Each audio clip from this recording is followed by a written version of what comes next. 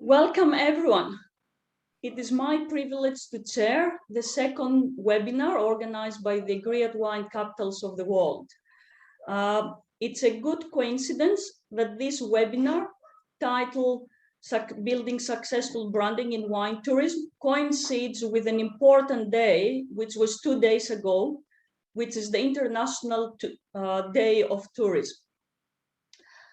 It is my privilege as well to coordinate a discussion with 4 esteemed speakers, that they're also members of the Great Wine Capitals of the World, and I will introduce them to you one by one later on. I know that many of you joining us today are not probably members or familiar with the network organizing the webinar, so let me first of all say a few words about it. The Great Wine Capitals Global Network was founded in 1999 on a Bordeaux initiative. It gathers 14 members around the world in some of the most prestigious wine regions. One of the major objectives of this organization is to promote the wine destinations of excellence and, of course, to enable and create partnerships between their members in order to support and develop the wine and the tourism-related industries and communities in these destinations. The Great Wine Capitals Global Network also facilitates the sharing of knowledge, ideas, and experience to stimulate businesses.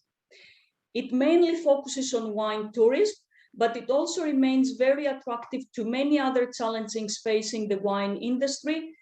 For example, innovation and, of course, global warming and climate change that is affecting every one of us.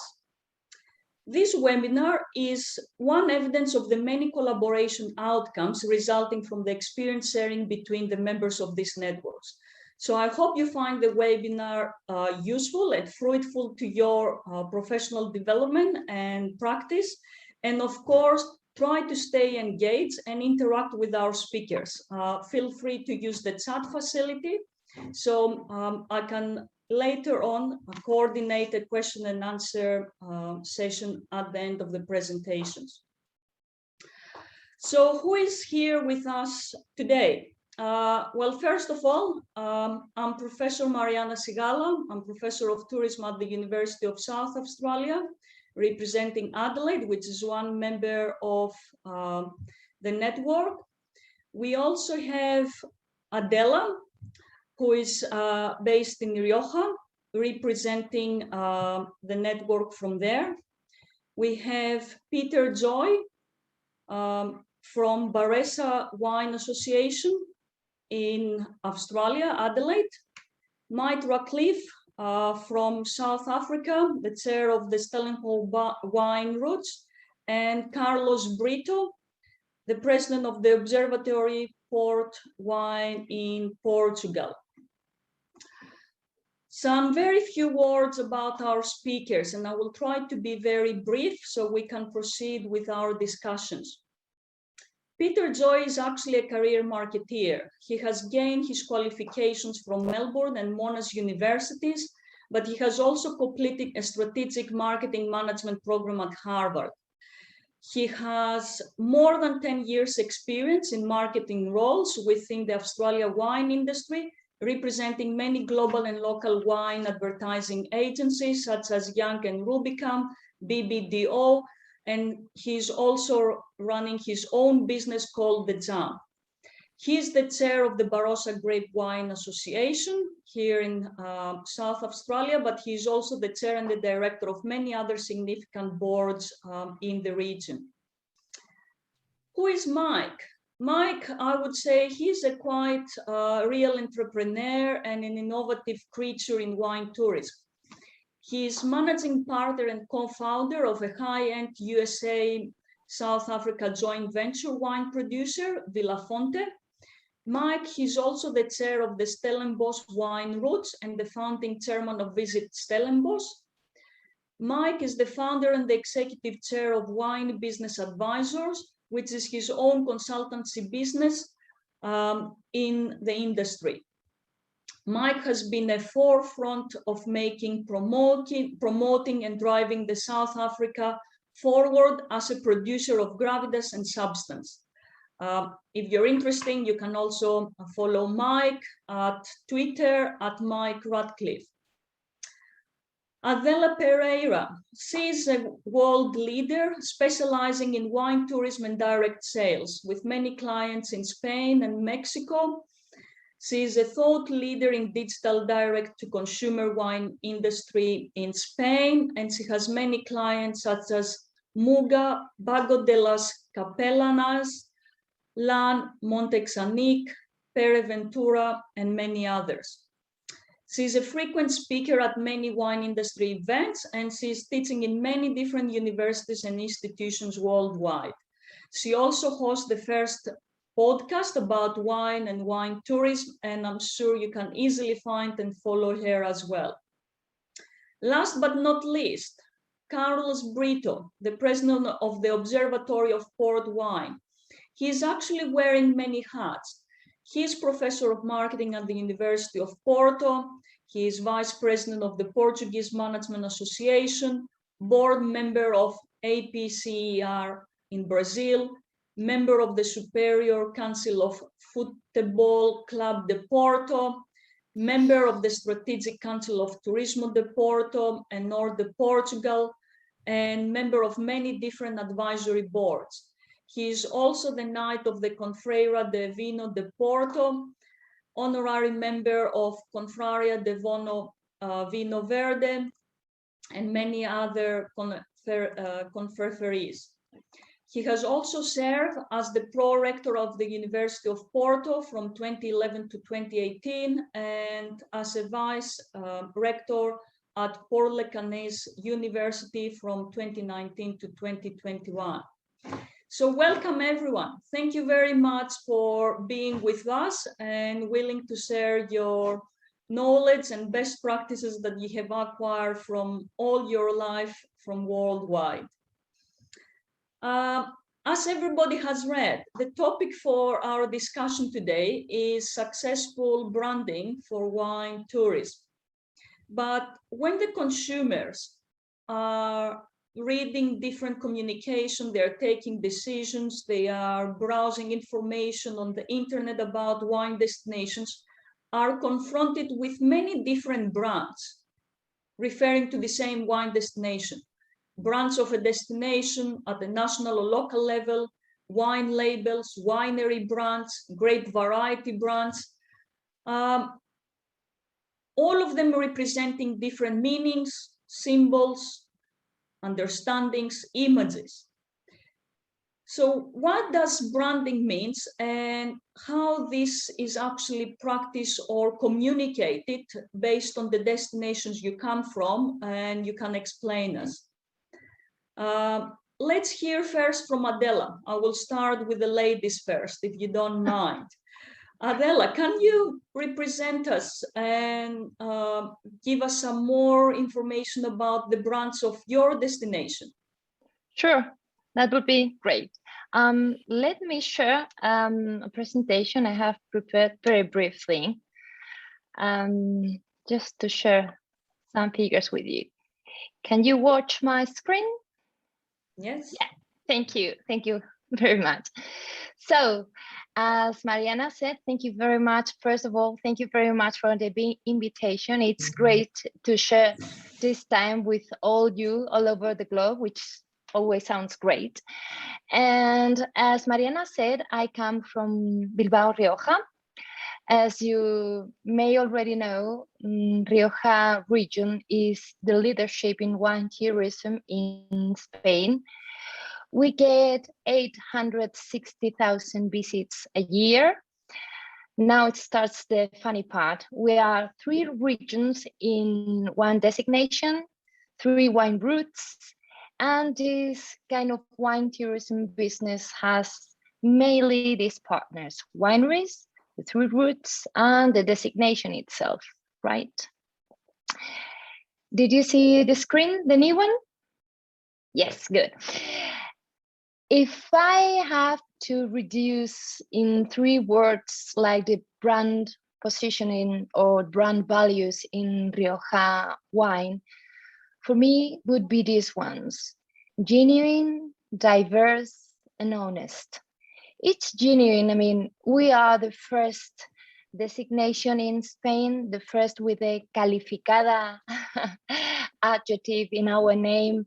I think we may say quite safely that we are like the advanced winemakers in Spain. We are very diverse. You have to take into account in Rioja, we are almost 600 wineries. From those, we have 200 wineries receiving guests. And that's a huge range from like the centenary, very well established, very well known brands, and the big ones, the ones exporting all over the world, ranging from that to the teeny tiny family wine-owned winery, like very interesting new projects of winemakers producing very different wines. So a lot of diversity here. And I think that one other thing we can say about Rioja is that we are honest. I mean, times goes by, pandemics goes by, and Rioja is like a safe election, if you want to say. It's like, it's very true to itself. It's like Rioja is always Rioja in a sense, right? We were talking about diversity, which I think it's one of our best values, but I may say really a feature.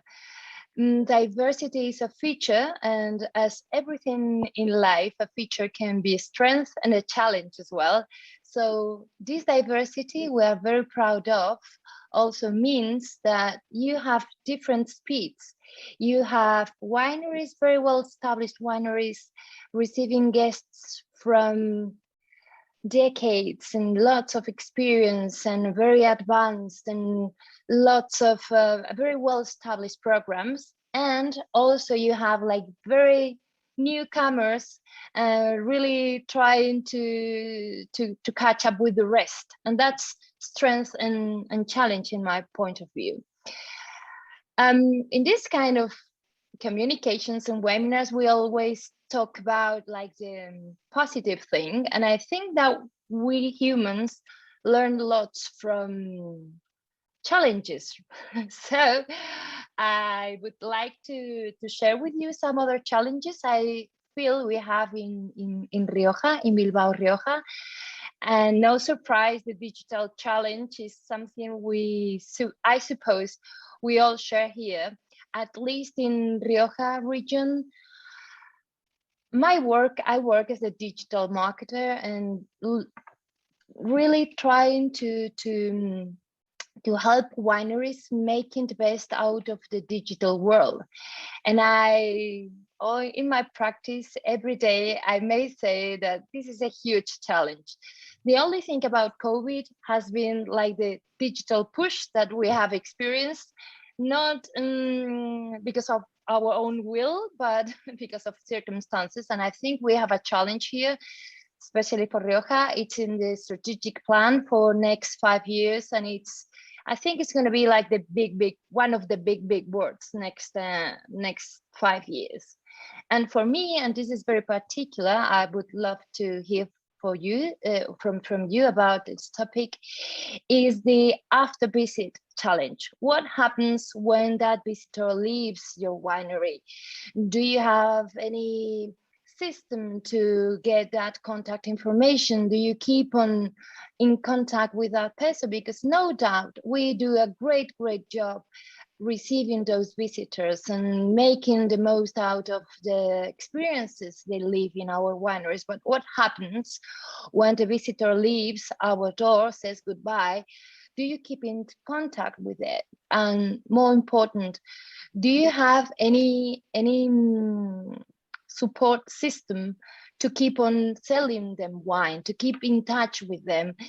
Because in my opinion, the real profitability of wine tourism starts when your visitor leaves your wineries, especially in Spain, when we didn't have really very high tickets. The way to make this profitable would be this after visit challenge.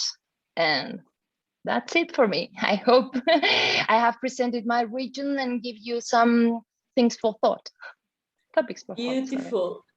Thank you, Adela. And I guess everybody can easily reflect on your region by looking at your photographs and the landscapes and all that stuff. So yes, I would say many wine destinations, they do base their branding on iconic landscapes, isn't it, and specific buildings. I was also interesting to see that you used a lot of words that people use to define and describe human beings, Yes. to describe wine destinations, genuine, authentic, challenges. I mean, yeah. And I think this is something that we need to discuss later on as well, Sure. in terms of meanings. But let's continue with our presentations of the destinations. Peter, what would you say are the key elements of branding in Barossa? You do represent a legendary, iconic, isn't it, wine destination? Can you explain us more about what are your brand meanings, values, and interesting brands that they have made your destination? Sure, yeah, I'm going to break it down to very basic things. And that is, if you had to look at the most iconic wine region brands in the world, they are the French regions, where the region is the wine style or the grape variety, basically. And I think, you know, for example, who wouldn't love the word champagne? And I think it's nice to have all of these words, but you know, when a consumer buys your product thousands of miles from the region, what they are doing is tasting a wine. They are tasting a wine style. They are tasting a grape variety. So I think it works like that. I actually think the Barossa brand, which is very well known around the world, is only well known because we have been exporting red wine for 170 years. And that means that there are, each year I worked out roughly 16.5 million labels, which is not much for a new world country, going to tables around the world, enjoyed by people, and everything flows from that. What they think of the wine, whether they want to visit, will depend on their view of the wine itself. We don't control, I don't think regions control the brand. I think consumers control the brand. They determine whether they like it, whether they want to visit or not. We're lucky in a way that 93% of the wine we export is Shiraz. And we also have the oldest Shiraz vines in production in the world. It's a point of identity, but it's not quite close enough.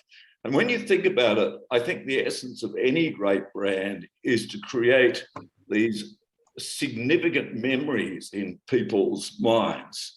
For example, sometimes it works for you, like champagne. Sometimes it works against you when the wine style changes, like Sauterne. And sometimes you've got other brands outside the wine industry, like Harley Davidson, where everyone knows what a Harley Davidson is, but it's not relevant to a lot of people. So a brand needs two qualities, if you ask me, and that is they need to be distinctive, they need to own something, and they need to be relevant to your life. And when either of those get out of sync, in other words, Sauterne is a very good example where no one's drinking sweet white wine and they've turned to dry white wine. Harley Davidson, Volvo is a very good example, and that is Volvo as a brand is only really, it owns the concept of safety in people's minds. And safety is at its most salient when you have young children. Other than that, that brand connection can draw you back. So, you know, the wrestle we have a number of different varieties in the Barossa, and we are probably the best known, but I actually think it's a simple consequence of people enjoying our wines for 170 years. Beautiful. I think you brought up a very interesting concept that we as destinations or wine producers, we don't own the brand. The brand is being co-created by what people experience, but what they share online, what they distribute online. Many people, they even claim that we have lost control of what is the brand meaning, isn't it? And how people understand and communicate that. But there are many other interesting issues that you also brought in terms of, yes, the history, the grape varieties connected, isn't it? That somebody else also needs to consider. Okay, great. Mike, I'll come to you. I'm changing continent again. I've actually read recently that you have been celebrating 50 years of organized wine tourism in Stellenbosch. That's a quite amazing achievement, isn't it? And a good milestone. Can you explain to us more what is your brand, meaning, values, and experiences in your destination, and how the branding, what is the branding strategy that Visit Stellenbosch has been followed? Thanks, Mariana. It is indeed a wonderful milestone. 50 years since 1971, when Stellenbosch Wine Roots was founded. There have been a lot of inspirational leaders in front of me, so I'm just privileged to be following on and carrying on with the good work, really standing on the shoulders of giants here. Stellenbosch is a very special place. We have certainly a unique iconography. But it's been interesting to hear what the previous speakers have been talking about, because I think everybody grapples with exactly what the brand is. You know, our brand is a very simple one. That's what it looks like, and you know, this is how we do the logo. But what we've had to do over the last 3 or 4 years is we got to a position where we realized that we had 2 different tourism bodies. We had a wine tourism body and a regular tourism body. And what happened over the last couple of years is, through a lot of, let's say, intense politics and lobbying and advocacy, we were able to merge those into a separate body, which is called Visit Stellenbosch. And I have to say that has worked very nicely. We created extremely simple iconography to move on with that. And it's been a huge success for us. But going back to the theme of grappling, Stellenbosch is a very diverse place. It has an incredible diversity of almost everything. It's a destination that is anchored in wine, but it has mountain biking and culture and gastronomy and accommodation. And in a very similar way, I can see some of you nodding. In a very similar way, it's sometimes very important to actually choose what is it that you're going to say. And given that the topic of this seminar is branding, you know, we've had to grapple with how do we do that branding. And so this very simple logo, just with Stellenbosch as our logo, we've had to create a whole bunch of dots to try to regularize it. Each one of those dots represents a different activity in Stellenbosch. And we've broken that down so that every single activity that you can achieve in Stellenbosch has its own individual and unique brand. All of them aligned, integrated, vertically integrated. And on the subject of how do you brand a wine tourism destination? Well, we've had to create sub-brands for every one of them. It's all very well drawing up some images and putting them up on a screen. That doesn't really solve any problems whatsoever. But what we've had to do is actually take it to the next step and get everybody to the table. And that's been the benefit of unity forming a single board, getting everybody on board. We have more than 100 wineries, 130 odd wineries, 200 restaurants and hotels. We have the municipality, 20,000 learners, students at the university, and get them all integrated onto a single platform.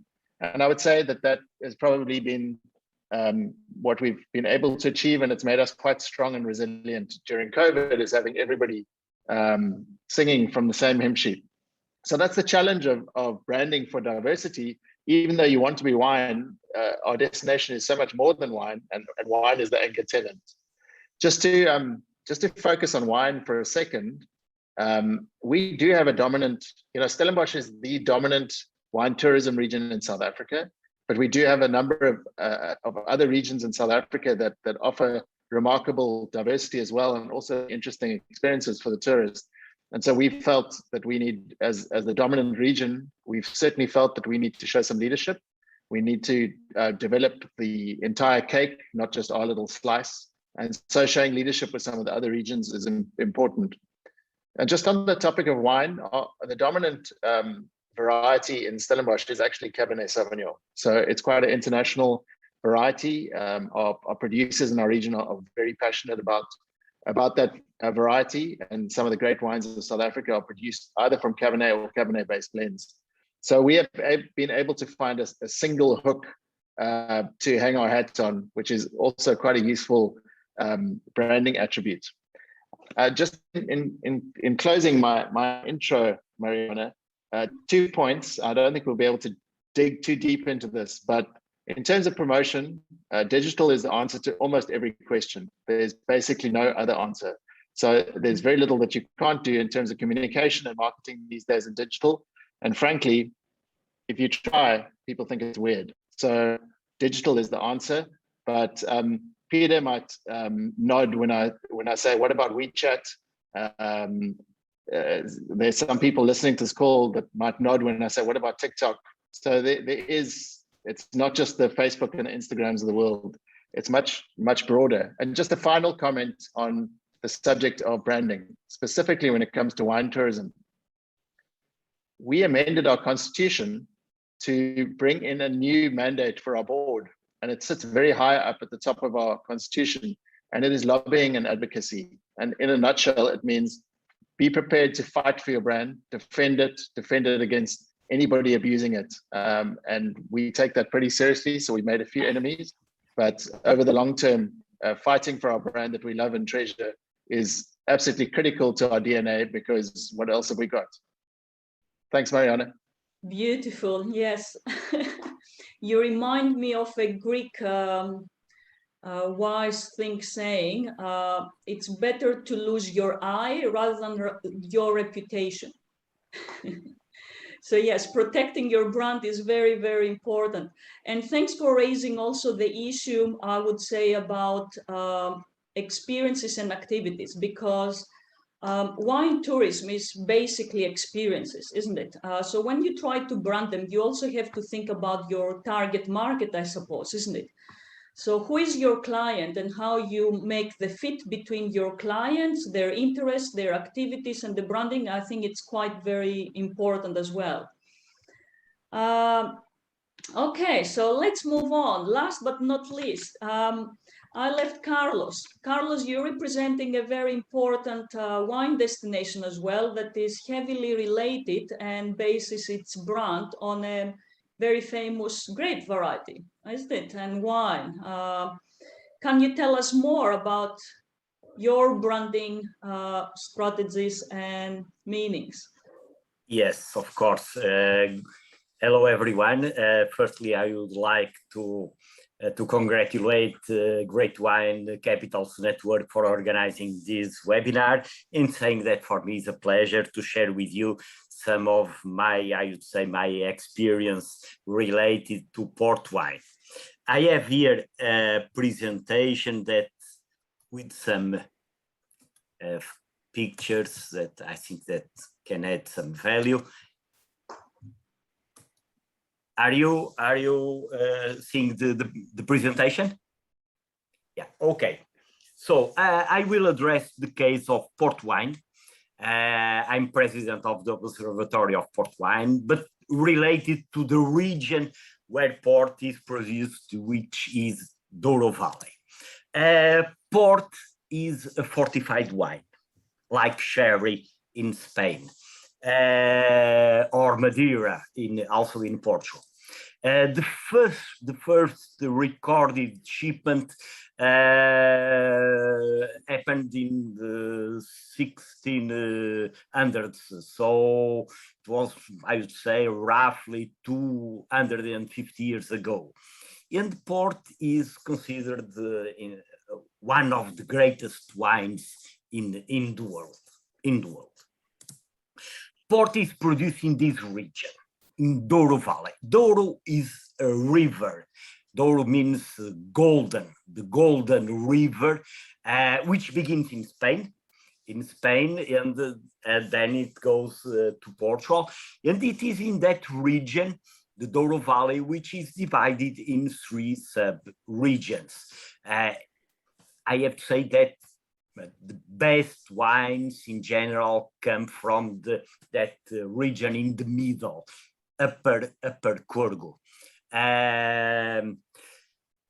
In fact, Douro Valley has a very unique landscape. That's this sort of steps, terraces,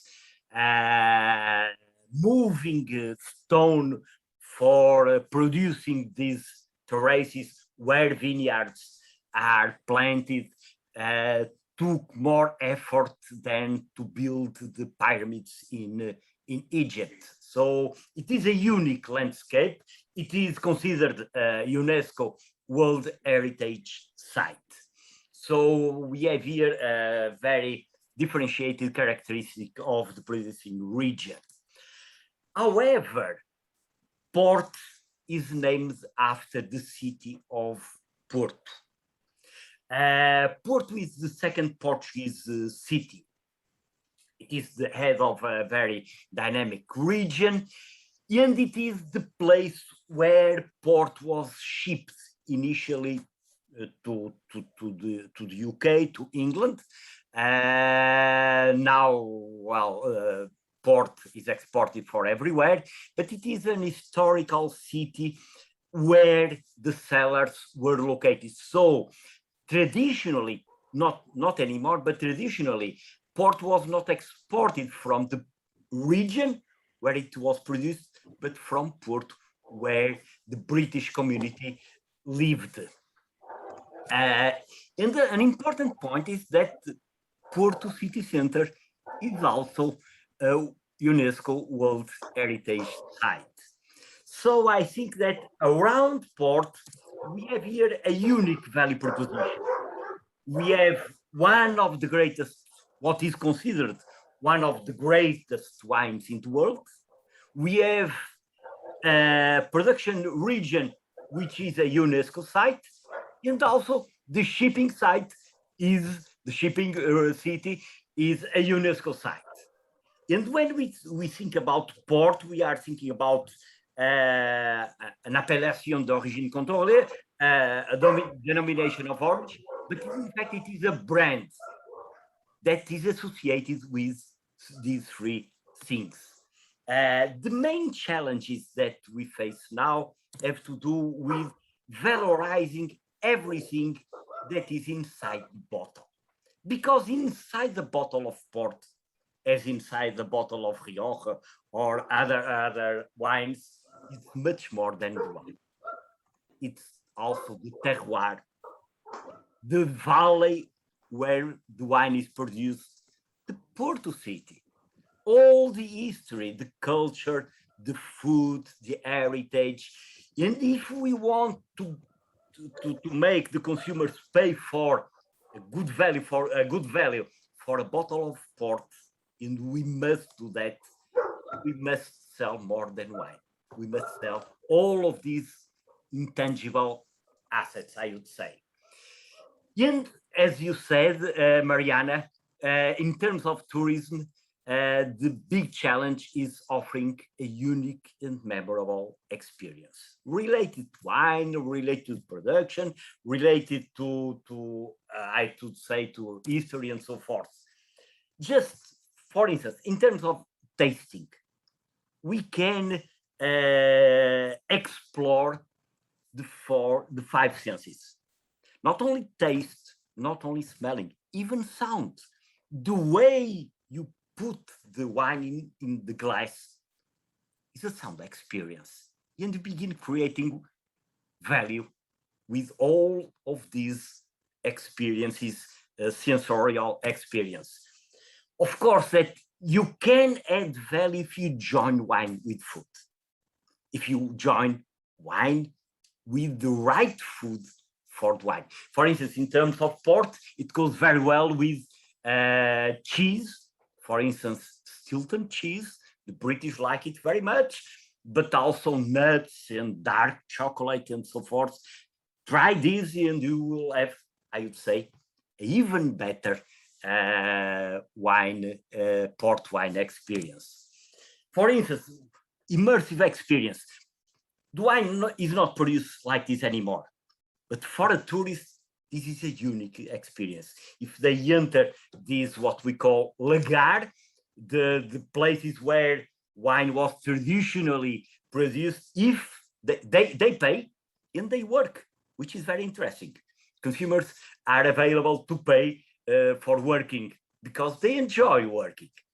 Wine cellars experience very, very interesting. Here in Porto, not so much in the valley, but here in Porto, we have a very, very strong offering in terms of these tours in the cellars. And also what I call a holistic experience, and my colleagues also address this in their region. It's not only wine, it is not only wineries, it's not only cellars or vineyards. It's also everything, more or less radical activities, more or less religious, joining this with cruise tourism, also with traditional tourists in those trains, and all of these offers an experience. Because if we only focus on wine tourists, I would say in a narrow perspective, you don't find lots of people. You have to have a broad perspective of people who like to do lots of things and also drinking a glass of wine and visiting a vineyard. Storytelling and historical experience. This is fantastic. For instance, in Europe, probably we have more than in other continents, but I like that to know that in Adelaide you export wine for almost 200 years, because this creates a very special sense. For instance, I have here two personalities. On the left you have a lady, Portuguese lady named Antonia Ferreira. She was very important in the 19th century. And on the right, you have also a very important guy. He is British, was British, is Baron of Forrester. And people say they were lovers. You don't imagine how many stories we can tell with this journey, history, with all of these stories that create value, give a very special experience. And of course, also going with what Adela said, digital experiences now are very important, even because the pandemic, but this trend came from even from the past.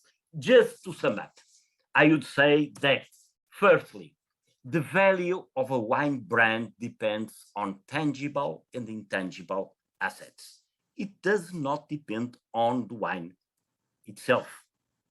It is much more than that, namely the region, namely all the culture and history that is around the region and the production of wine.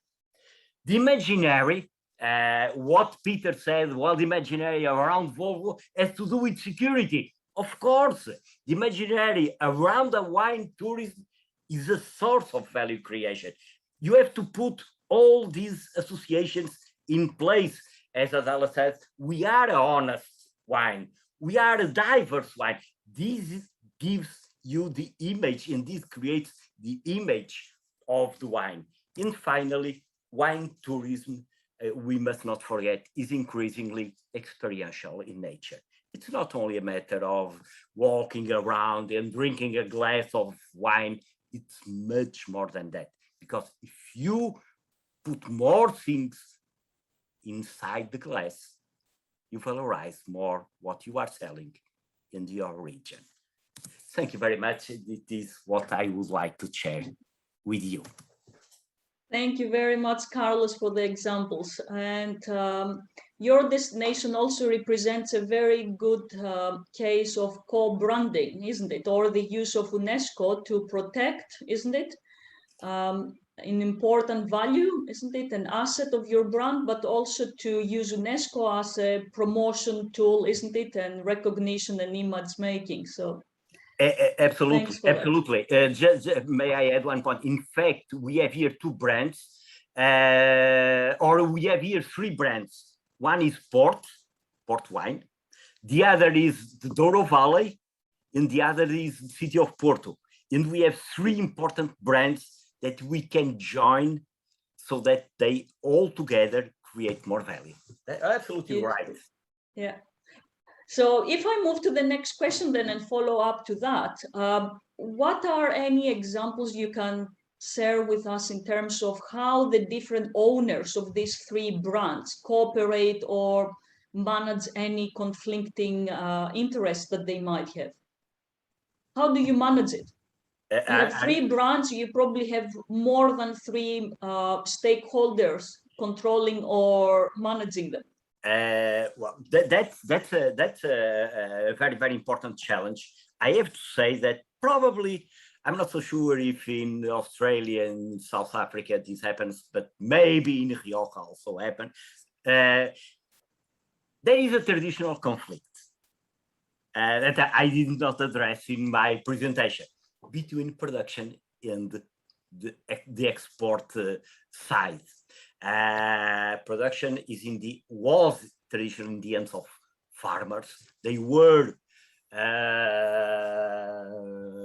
30,000, now they are less, but you imagine 30,000 small farmers producing grapes, and then you have a few dozens of shippers, most of them British, negotiating with these farmers. So you have this conflict.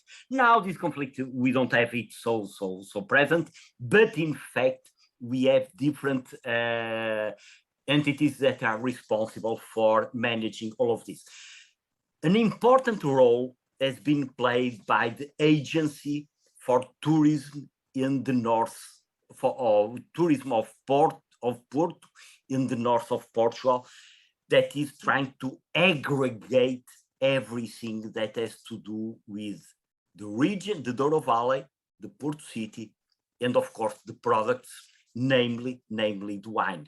I think that this is something that we have to cope, but this agency is doing a very nice job. So it's a kind of a super agency bringing everything together. In terms of tourism, in terms of tourism, yeah. Yes, it is, and doing a very nice job. Yeah, beautiful. Peter, I'm watching you at the background, and my mind goes to an example, a good example you have in Barossa called the Barons of Barossa, which I think it represents a cooperation among competitors, isn't it, to create a brand or to support your brand. Can you tell us more? Yes, I mean, the Barons are a community of winemakers with a serious history of winemaking. It's very family related, and they have come together. They come together more to share and act as custodians for the Barossa. But there are many other organizations like the association I chair, merging wine and grape production and advice and support with tourism.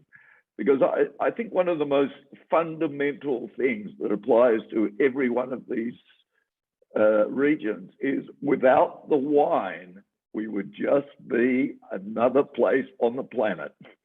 In other words, I'm convinced that the wine started to create the interest in the region, and then we built on that and added attractions and added experiences and whatever.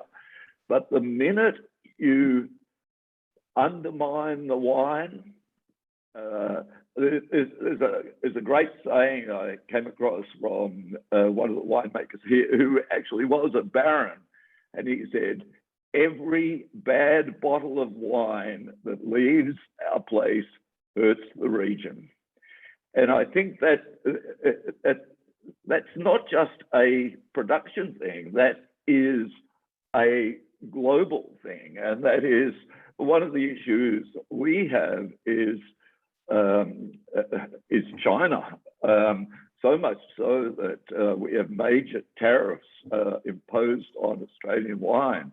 But even the bit that you don't see is that Australia was so successful in China that the Chinese started to come to Australia and to the Barossa in particular to make wine or to buy wine and ship it back to China. And a lot of it was cheap wine. And there was a big issue around that because we regard an essential part of our brand as premium red wine. So managing that is very much part of the Baron's role, but is also a part of the region's role. For example, a simple example is irrigation.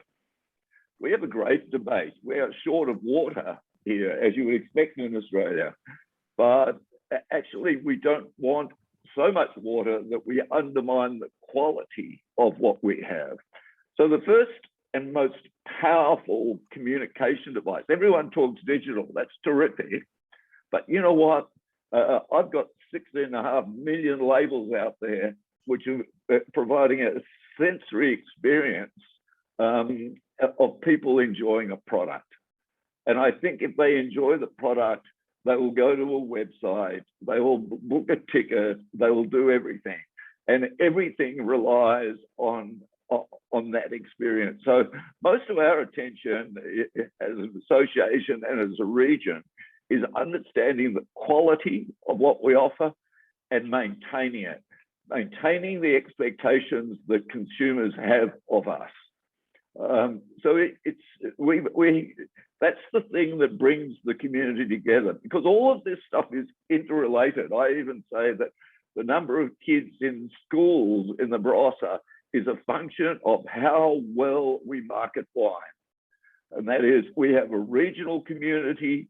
If successful marketing wine, it employs people. Those people send their kids to schools and all sorts of stuff. And it all comes back to how good the wine is and how well you do that. I mean, that's particularly relevant today, where we don't have any international tourists at the moment. We are totally reliant on domestic experiences. Yeah. So it's really fully important. agree. Yes, I mean what I think wine destinations need to find is what is the common thing that unites all the different stakeholders, rather than what makes them to be different. So, yeah, job creation, income, of course, it's the major thing. Protection of wine.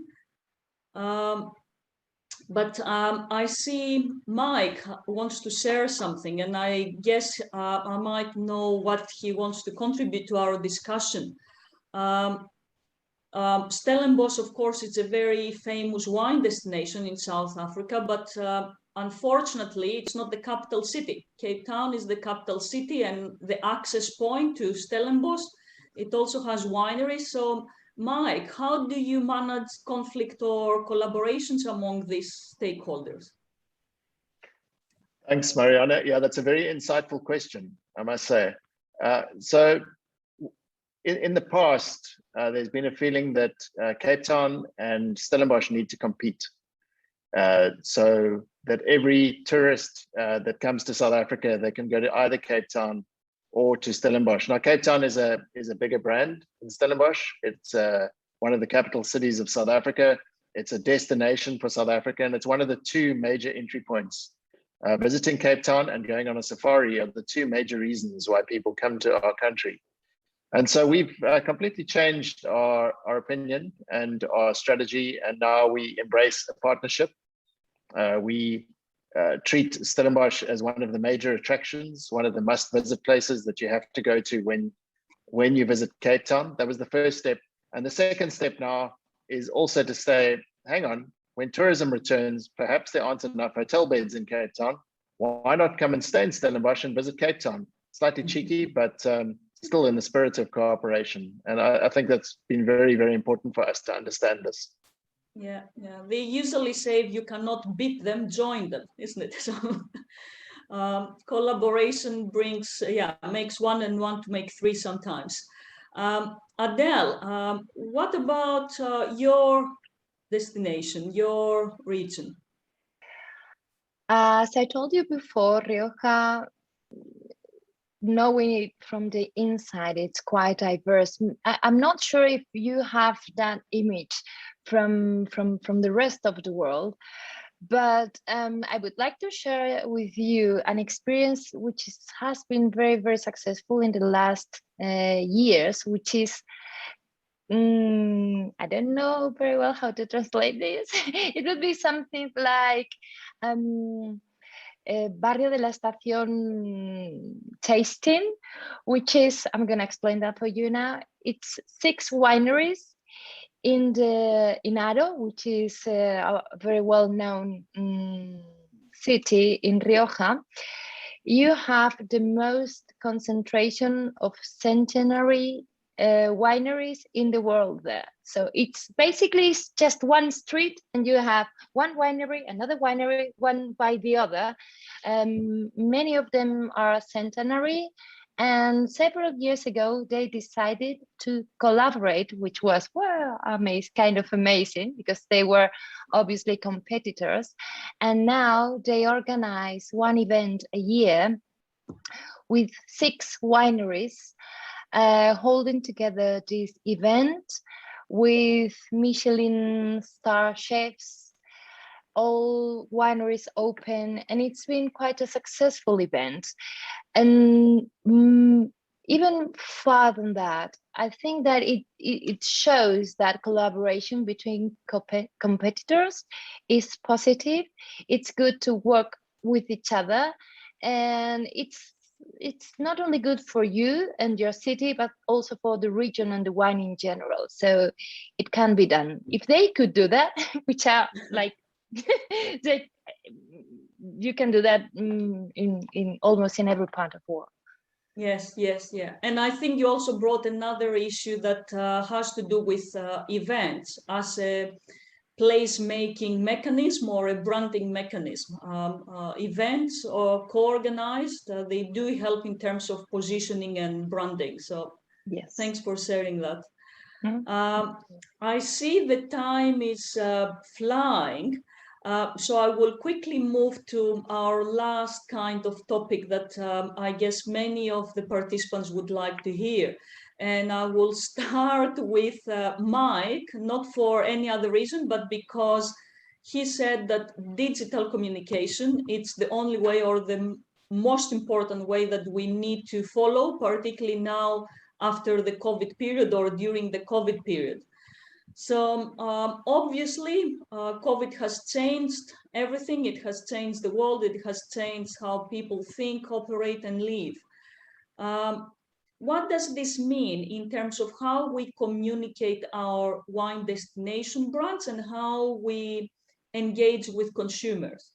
From my experience, I have seen that many destinations, they have tried to emphasize their meanings and values with responsibility, empathy, compassion, be together, isn't it? Being authentic, help each other.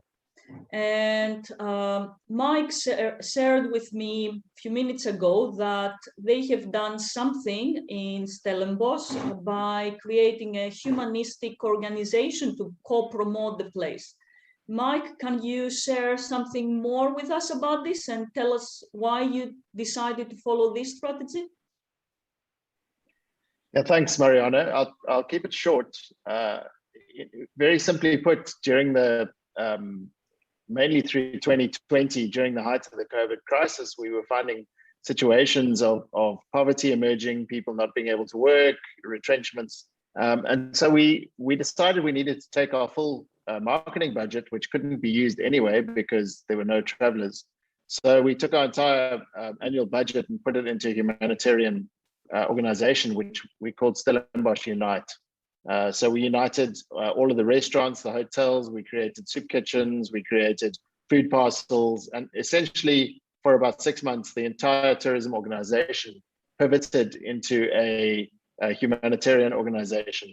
I'm very pleased to tell you that that is not the case anymore. You know, a lot of our tourism is coming back, perhaps not to normal yet, but certainly it's on the way back.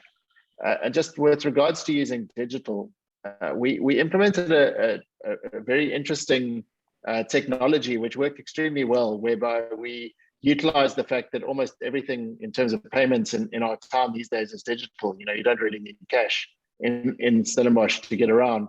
And we have a homegrown company called SnapScan, which facilitates a lot of these payments, rather similar to Apple Pay. We created an incentive scheme for people to get back into the restaurants and the hotels to start really trying to drive traffic back because people were quite scared. And the long and the short is every time you ate in a restaurant, a portion of your bill, which you paid digitally, would be returned to you in digital currency, which we called Stellenbucks.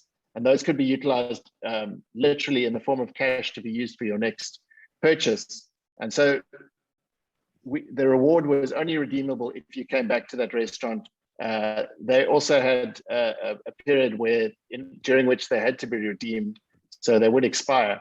And we saw a significant uptick in people actually coming back to the restaurants, utilizing the cash that they had back in their digital wallets. And so technology is amazing, but I must also just caution about technology, and specifically in terms of digital communication. Never forget that it is just a medium for passing a message to a group of people. You need to know what your message is before you start utilizing digital communication, because otherwise it's just noise. Beautiful. And Peter, what about Barossa? What branding strategies or communications you follow during and after COVID nowadays? We've done 3 things. We have translated just about everything we're doing into online, digital, social media, and in particular video. There's a lovely food retailer saying that goes, when times get tough, paint the counter. And that is, when you don't have consumers standing in front of your counter, it is a unique opportunity to do lots of things. And we've done 3 things. We've dramatically improved our website.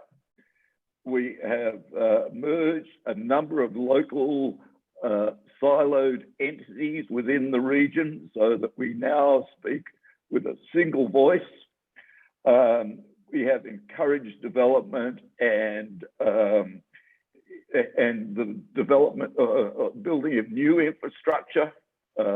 Again, you can do these things when we're dealing with consumers, but when they're not there, it's a lot easier. And we've built capacity. So we've taken this opportunity to address the opening up of borders. And the third thing we've done is we've gone heavily into education. We used to have a thing, and we still do now, it's on steroids, called the Barossa Wine School. And that is, we would have people in different cities who would educate people on our wines. We converted that over to a platform, a digital platform, where we would send out small bottles of our wines, whether it's different vintages or different makers, different styles, different years, and then we would ask those people to come online and allow the winemaker to take them through the differences. The sort of things that we would do generally in person, we've now taken to a sort of digital platform. And that has grown 500-fold on what we were doing face to face. So even though the customers can't or consumers can't come to us, we can still go to them. So those things have been really important in sort of translating the sort of things that we do to maintain awareness and maintain contact with our consumers. Beautiful, yeah. So it's not just communication to customers direct, it's communication and education to your stakeholders, which is important. Yeah, and technology definitely helps.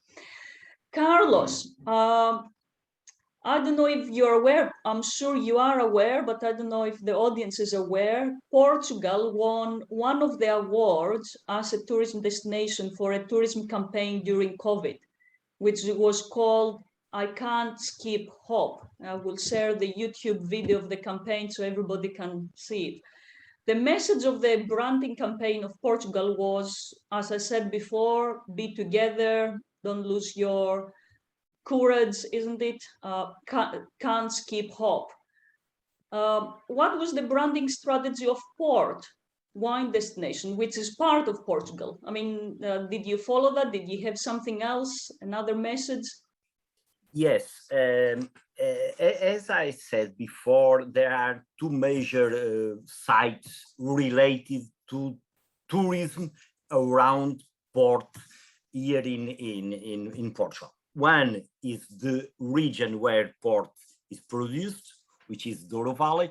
In the second, or if you want also the first, you may choose, is Porto, the city of Porto. During the pandemic, city of Porto is a very touristic city, I have to say. We had lots of tourists before COVID-19, and of course with lockdown, with all of this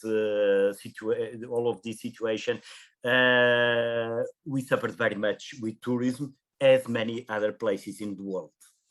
Now tourists are coming back, but an important point is that the Douro Valley almost didn't suffer anything. Of course, during the high period of lockdown, we had no tourism at all. But part of that, what happened? The Douro Valley is not a massified place for tourism. If you want to find lots of people, you just have to go to Sun and Beach here in Portugal, all of the coast. Even if you want to go, you can go to Algarve, we'll have lots of people. But if you don't like, especially in this moment of pandemic, to find a lot of people, you go to the mountains. In the very special place is Douro Valley. So I'm sure, I don't have here the figures, but I'm sure, and I can assure you that this was one of the best years for tourism in Douro Valley. Because it was demanding for many Portuguese, also for many Spanish, also people from other countries, but I would say especially those who came by car because they were not dependent on flights. But I'm sure that the valley was very benefited by the pandemic. Yes, the pandemic sent people to rural places, and that's where the vineyards are. Absolutely. And this is an important point.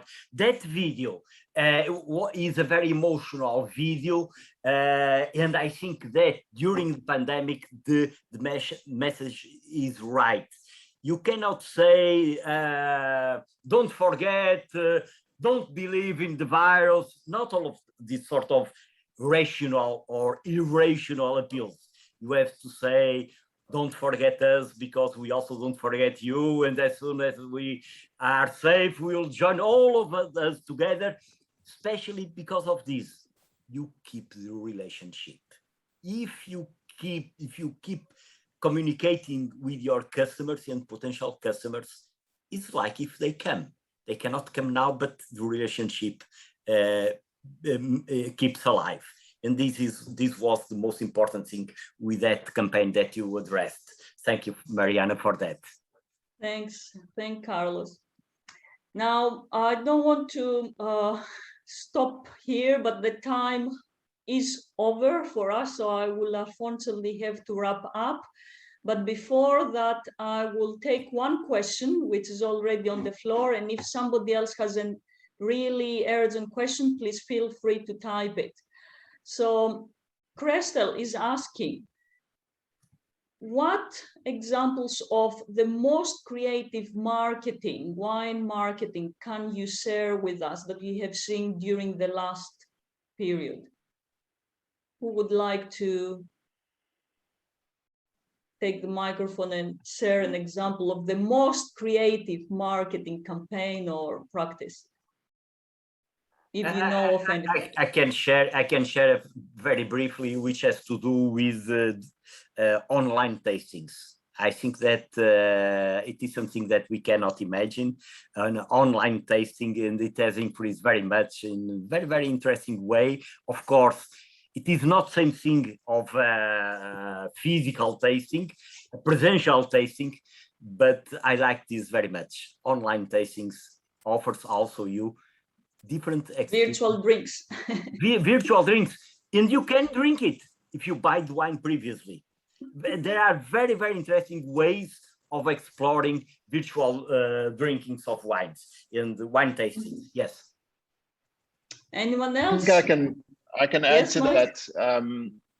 I think the incredible explosion in just 12 months of Instagram Live, Twitter Live, WeChat Live, where commentators are now able to broadcast and have conversations with a vast group of consumers simultaneously, and where people that generally were untouchable, possibly only seen in newspaper columns, these days are actually able to interact. Also winemakers are bringing their personality to the fore and being able to bring their personality as a key and core marketing weapon in educating consumers about wine. It's really been phenomenal, and there's so many great examples of that. Adela, you are in the digital space, so I'm sure you want to share something. I would like to give you just one, maybe two examples, very briefly. Vivanco Museum, which is one of the best wine museums in the world. It's like you can go and watch them online. As they couldn't get any visitors, what they decided was like preparing 3 free tours, 3D tours, so you could explore the whole museum, which is full of awesome pieces ranging from prehistory to modern paintings and arts and very special paintings, and it's amazing from our point of view. And so you could walk all the museum and special extra information, which was great. And also like Peter talked about the Barossa Wine Academy, we also had in Rioja Wine Academy, which was very, very successful. There were students in 126 countries, and they had 15,000 students all over participating in wine courses. They have 4 different courses, one specialized in wine for wine tourism, which was very, very interesting. And again, as Mike and Carlos said, as we couldn't receive any visitors, we went to the visitors, and digital was a very, very important asset for that. Yeah. Apart from all Instagram and virtual things, which was like maybe even too much, but yes. It was well, COVID digital. Has accelerated adoption of technologies for it's everyone, been a blessing. Wineries, consumers. What we haven't done for 10, 20 years, we did it within 24 hours, isn't it? That's it. at least in my opinion, it was the only good part of the thing. Well, the issue is that now that we are used to it, we are going to continue to expect it, or we will behave differently afterwards. Yes. It Which has is the changed us interesting forever. part. Yeah. Yeah. Brilliant. So unless if somebody else doesn't have to share anything very urgent, I would like to formally thank all our speakers, Adela, Peter, Mike, and Carlos. Thank you very much for being here with us. And on behalf of the Griot Wine Capitals, I would like to thank you all, not just the panelists, but also all the participants who joined us here.